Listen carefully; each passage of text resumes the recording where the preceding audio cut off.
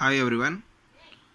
So in the previous session we have seen one of the very important cell organelle, that is the cell membrane. So that is going to give the support and which helps in enclosing all the organelles of the cell, and it gives a perfect structure to the cell. So here in the cell there are so many other organelles are there. They are going to play a very important role in keeping the cell alive. So each and every single organelle of the cell is going to play its own role in the cells. Either maybe it is the plant cell or maybe it is the animal cell. So the plant cell and animal cell, when we are going to compare each other, so some differences are there. So we can't see the cell wall in the animal cell, so which is present only in the plant cell.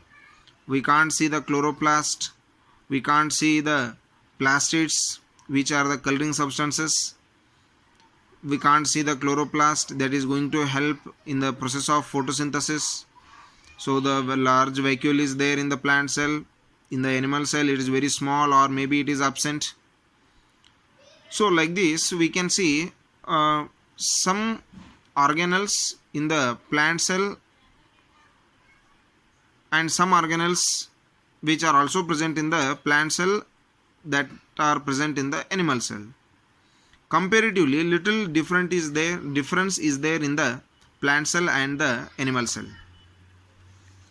So among those the organelles which are present in the cell, let us study about the some other organelles of the cell, such as the cytoplasm, nucleus, mitochondria, the cell wall, the Golgi apparatus, chloroplast, etc. So let us see the first one, that is the cytoplasm. So already when we are going to see the structure of the plant cell or the animal cell, this is present in the both. So this cytoplasm is a liquid jelly like transparent material which fills the cell and which is present between the cell membrane to the nucleus. So it fills the cell between the cell membrane and the nucleus. So this cytoplasm is also considered as the chemical factory of the cell, because the new substances are built in the cytoplasm from the materials which are taken from the outside, and the energy is going to be released and it will be stored. So in the cytoplasm the energy is going to release and it will be stored. So here maximum the chemical reactions which are going to take place inside the cell, so they are going to take place in the cytoplasm itself. So the cytoplasm is a material so that contains various structures present in the cell. So the various structures which are present in the cytoplasm, they are called the organelles. The various small structures present inside the cell, they are called what? The organelles. The organelles such as the nucleus, mitochondria, plastids are the cell are the other materials. So here we can see the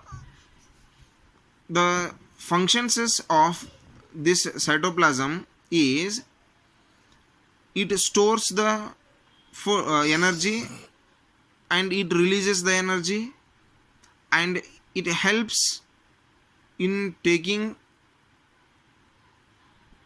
the chemical reactions inside the cell. So here along with this cytoplasm, there are so many structures, tiny structures are present inside the cell. So let us see about all other tiny structures. So first of all, the mitochondria. So mitochondria is also the one of the very important tiny and very important structure or organelle of the cell. So it is the rod shaped or spherical organelle which are found in both the cells, that is in plant cell as well as in the animal cell. The mitochondria is present in the both the cells, that is in the plant cell as well as in the animal cell. So in detail about the mitochondria, we will study the structure of mitochondria in the next level of the studies, that is in the 9th standard. So here mitochondria provides the energy to the cell. So the mitochondria is considered as the powerhouse of the cell, because the energy which is required for the cell, it is going to be released in the mitochondria itself. So the respiration, when the energy is going to produced by the process of respiration, in which the food is, that is the oxide, that is the glucose is going to convert into the energy by the breaking down of the glucose. So the energy which is produced by the mitochondria, that is in the form of the ATP. So ATP is nothing but adenosine triphosphate.